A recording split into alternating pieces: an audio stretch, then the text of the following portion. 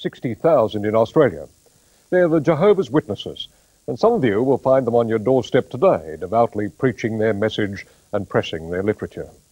But this morning you're going to meet some other witnesses with a very different message. They're victims of child abuse at the hands of Jehovah's Witnesses, and they accuse the church of not only covering up their complaints, but actively frustrating police investigations. For years, a curtain of silence and obstruction has protected pedophiles within the ranks of the Jehovah's Witnesses. Now that curtain has been drawn aside by the victims and by former elders, whose testimony implicates yet another church in this growing scandal. Our cover story is reported by Graham Davis.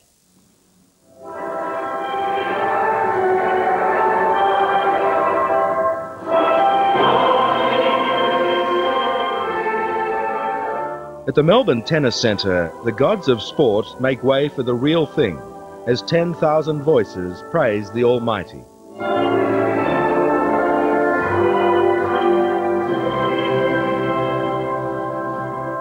These are just some of the 60,000 or so Australians who belong to the Watchtower Bible and Tract Society, better known as the Jehovah's Witnesses. We need to be zealous as proclaimers of God's kingdom, shining as illuminators of the world.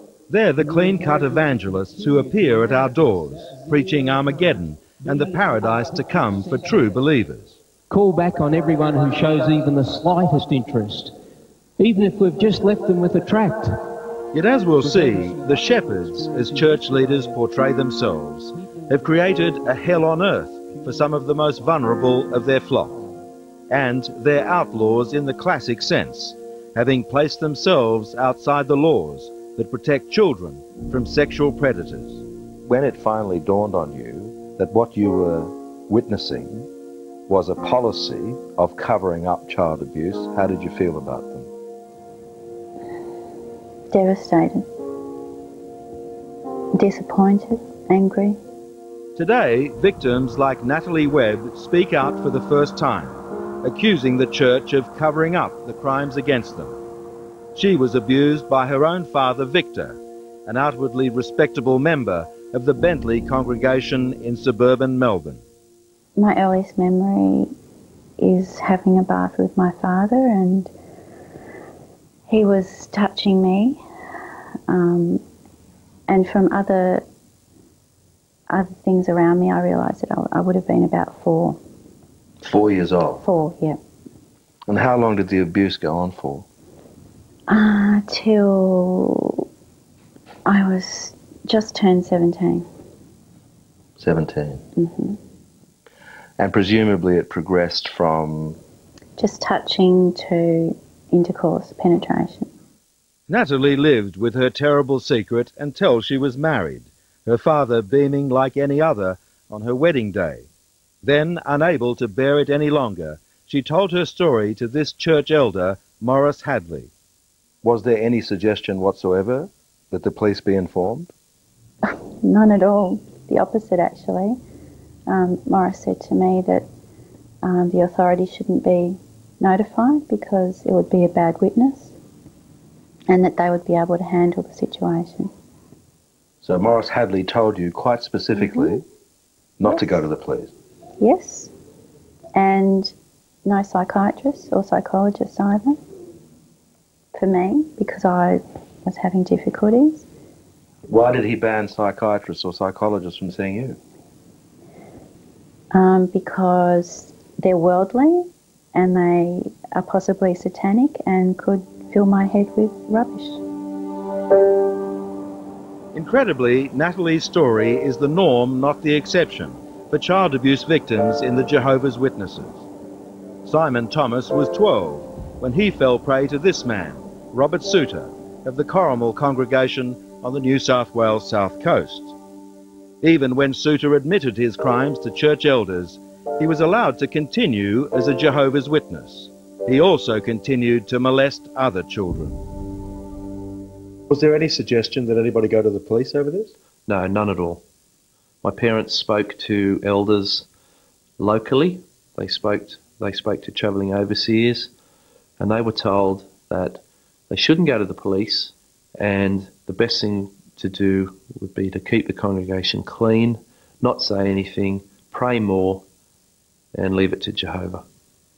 How can you keep the congregation clean by keeping quiet and covering up something like this, when the person who's unclean is allowed back in? Well, I don't know. I don't know. Today, some disturbing answers. Clear evidence that the Watchtower Society routinely tries to pervert the course of justice in child abuse cases by obstructing police investigations. Well, this is my copy of Elder's book, and these are my handwritten notes taken down at the dictation from the circuit overseer. Jim Donald is a former church elder, now blowing the whistle on his fellow brothers, with details of an edict so sensitive it was never committed to paper. This was a letter to all bodies of elders. And it says here, child abuse confidential. What is it telling us there? It's saying to us here, if interviewed by social workers or police or other authorities, do not reveal if a confession has been made. Contact society immediately. So if a child abuser has said, yes, I did it, yes, you're not to tell the police that? No, not at all. Do you think that's obstruction? Obviously. Obviously. Jim Donald is a justice of the peace who once spread Jehovah's word as a church elder in the northern New South Wales town of Glen Innes. Now he confines himself to spreading news of worldly matters on his paper round, having abandoned the church 4 years ago. We were to resist every approach by the authorities to willingly give over any information. And you knew, did you, that that was the agenda, that you were not to cooperate? Absolutely. So every instance like that is to be seen as an attack against pure worship and against Jehovah's name. And so what they call theocratic warfare is to take place. Theocratic warfare? Yes. What does that mean? That means we are in a battle situation. With the police and the state? With the state. They have a phrase they refer to which is theocratic warfare, and that is basically that it's acceptable to lie or to cover over things if it's for the good of God's purpose. Andy Farrell left the Jehovah's Witnesses 5 years ago after a lifetime's association. They won't condone breaking the law where it's a more black and white issue, say it was a murder case or something like that. But there are certainly a lot of problems of a lesser scale that the church tries to deal with internally that probably belong in a court of law. Child abuse? Yeah, exactly. You've written here search warrants and subpoenas. Now, what did they tell you? They may make a forced entry into the hall. So we were encouraged to stand in front of the door and not to willingly open the door for them. Officially, the church denies all knowledge of the concept of theocratic warfare. But Jim Donald's account of the verbal instruction not to cooperate with police was confirmed to Sunday by another former elder, though he wouldn't be filmed. There's nothing on paper, right? No. Nothing on paper at all? No. Do you think this is because their legal department would have known they might have a problem with this in the future? I think so, yeah. Because they've got a big problem with this, haven't they? Absolutely, yes.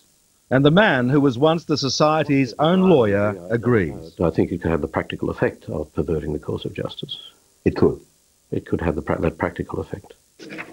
Let's commence our service by singing together our first hymn, number 673, There is a Redeemer. The Reverend Warren Stuckey has left behind the law and the Jehovah's Witnesses to become an Anglican priest. It was a short journey physically, for his church is a stone's throw from the Watchtower's Sydney headquarters. But in personal and theological terms, his was a momentous defection, and as a former elder and director of Watchtower companies, he's a potent witness against his former associates. I could imagine that if it was a case of any other crime like murder or something, that there would be full cooperation. And why, in this case, there is not, suggests that there is something that they're protecting. Protecting the church's reputation, or even protecting child abusers, perhaps. Or particular child abusers. The Jehovah's Witnesses, in fact, routinely shield pedophiles from the law, as in the case of Robert Souter, allowing them to offend again and again. It's been called a pedophile paradise. Would you agree with that? Yeah, I've heard that. Yeah. Would you agree with it? Yes. You would? Yeah.